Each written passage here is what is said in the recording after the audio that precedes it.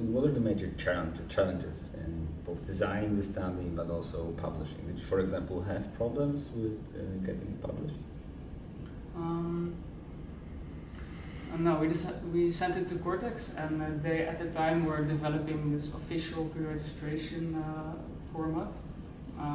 We did not use it at the time because we were kind of ahead of that, or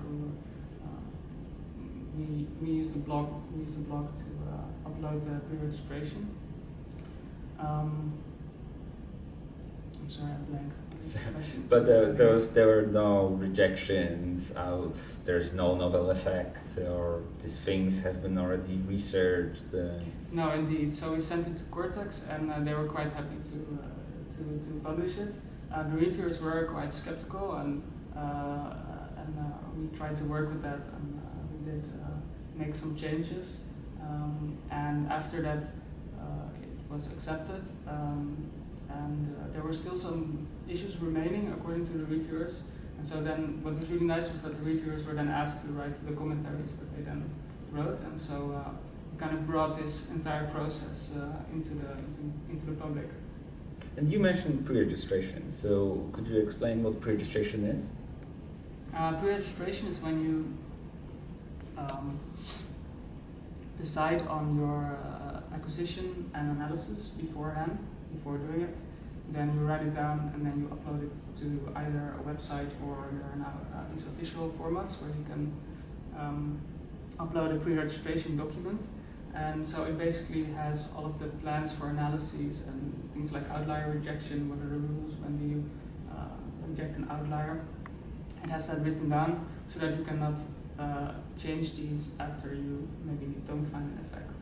So one questionable research practice is to change your analysis methods after finding that initially you cannot find the effect. And this can sometimes lead to some spurious findings.